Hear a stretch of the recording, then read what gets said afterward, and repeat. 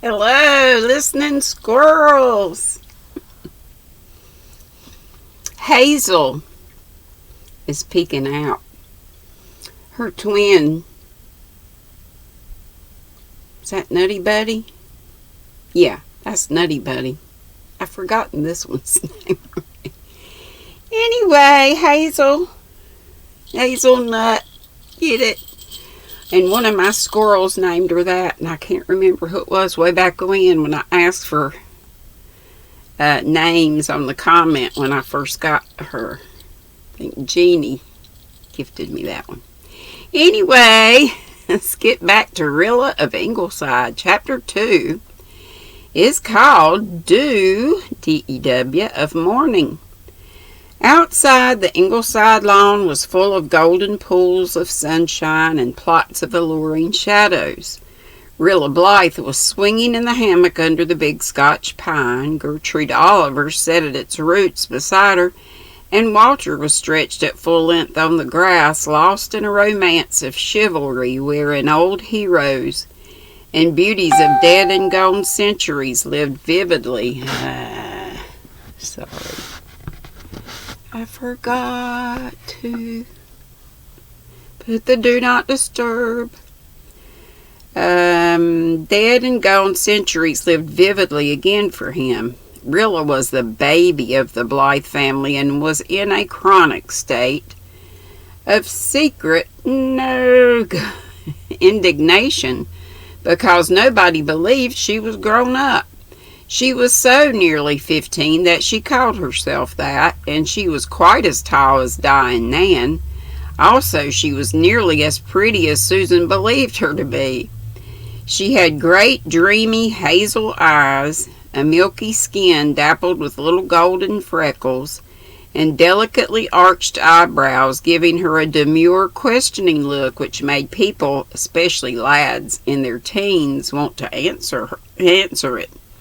Her hair was rudely brown, and a little dent in her upper lip looked as if some good fairy had pressed it in with her finger at Rilla's christening. Rilla, whose best friends could not deny her share of vanity, thought her face would do very well, but worried over her figure, and wished her mother could be prevailed upon to let her wear longer dresses. She, who had been so plump and roly-poly in the old Rainbow Valley days, was incredibly slim now. In the arms and legs period, Jim and Shirley harrowed her soul by calling her Spider, yet she somehow escaped awkwardness. There was something in her movements that made you think she never walked but always danced. She had been much petted and was a wee bit spoiled, but still, the general opinion was that Rilla Blythe was a very sweet girl, even if she were not so clever as Nan and Di. Miss Oliver, who was going home that night for vacation, had boarded for a year at Ingleside.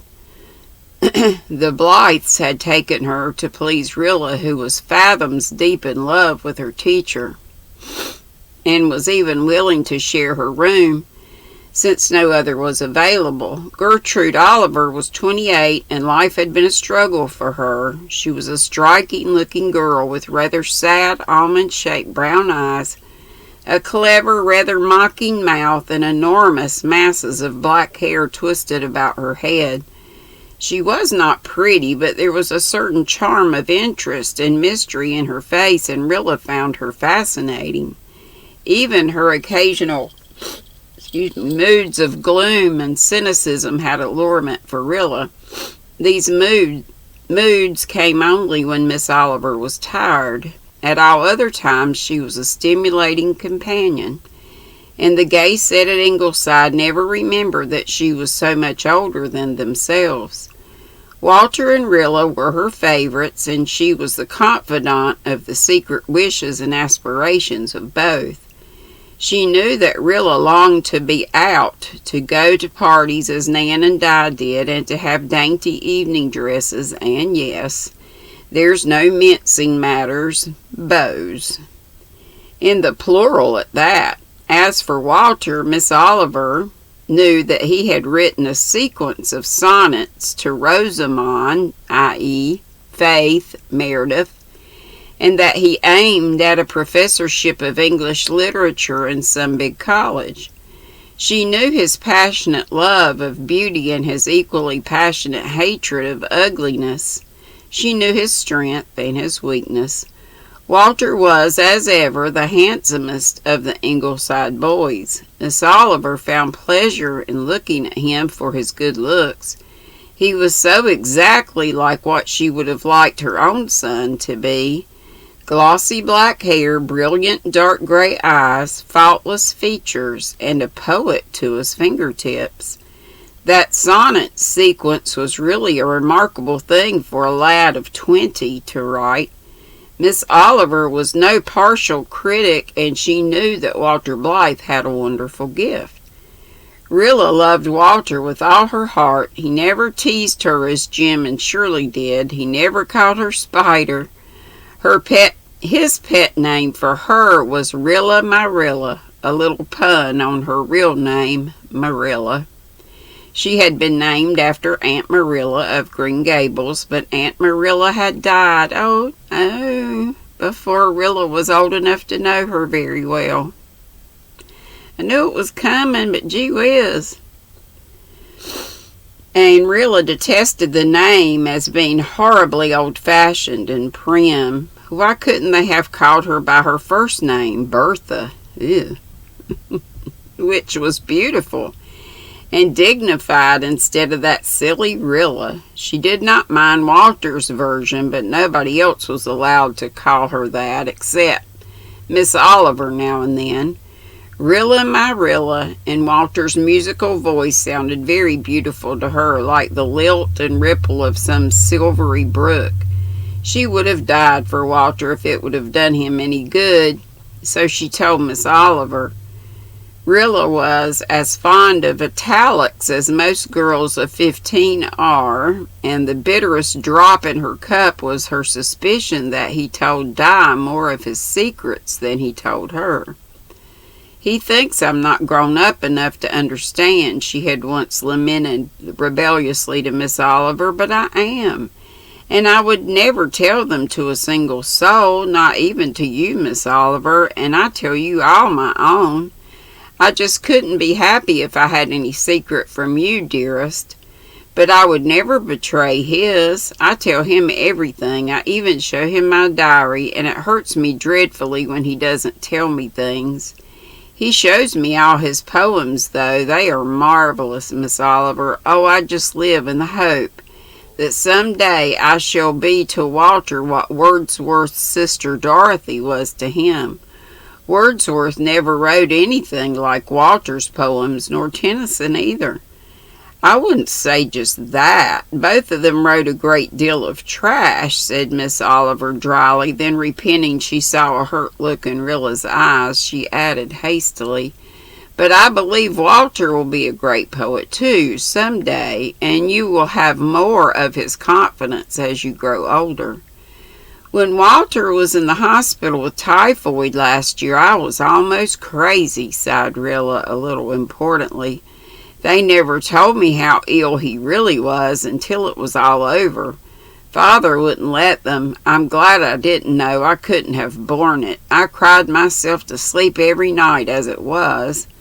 But sometimes, concluded Rilla bitterly, she liked to speak bitterly now and then in imitation of Miss Oliver, sometimes I think Walter cares more for Dog Monday than he does for me.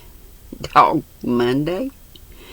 Dog Monday was the Ingleside dog, so called because he had come into the family on a Monday when Walter had been reading Robinson Crusoe. Man Friday.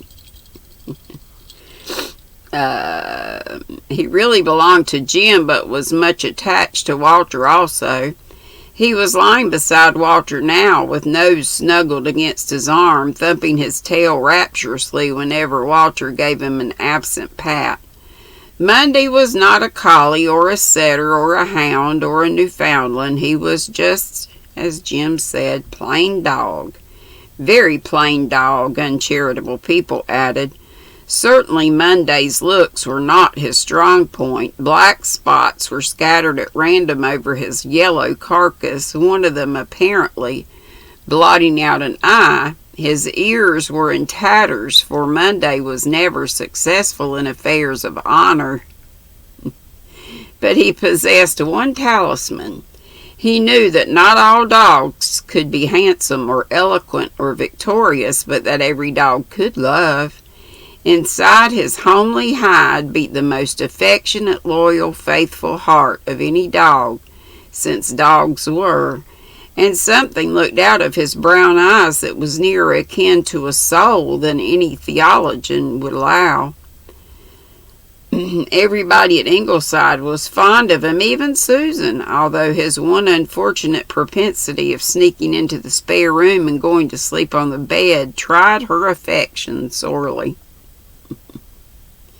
On this particular afternoon, Rilla had no quarrel on hand with existing conditions. "Hasn't June been a delightful month?" she asked, looking dreamily afar at the little quiet silvery clouds hanging so peacefully over Rainbow Valley. It's time for Kimber Ann, to be on live, hour before me. Kim's Crochet and Knits. So hope you'll go go hang out. Existing conditions. Hasn't June been she looked dreamily afar at little silvery clouds hanging. Okay, Rainbow Valley. We've had such lovely times and such lovely weather. It has just been perfect every day. "I don't half like that," said Miss Oliver with a sigh. "It's ominous somehow. A perfect thing is a gift of the gods, a sort of compensation for what is coming afterwards. I've seen that so often that I don't care to hear people say they've had a perfect time. June has been delightful, though." "Of course it hasn't been very exciting," said Rilla. "The only exciting thing that has happened in the Glen for a year was old Miss Mead fainting in church. Sometimes I wish something dramatic would happen once in a while." "Don't wish it. Dramatic things always have a bitterness for someone. What a nice summer all you gay creatures will have, and me moping at Lowbridge. You'll be over often, won't you? I think there's going to be lots of fun this summer, though I'll just be on the fringe of things as usual, I suppose. Isn't it horrid when people think you're a little girl when you're not? There's plenty of time for you to be grown up, Rilla. Don't wish your youth away. It goes too quickly. You'll begin to taste life soon enough." "Taste life? I want to eat it," cried Rilla, laughing. "I want everything a girl can have. I'll be 15 in another month, and then nobody can say I'm a child any longer. I heard someone say once that the years from 15 to 19 are the best years in a girl's life.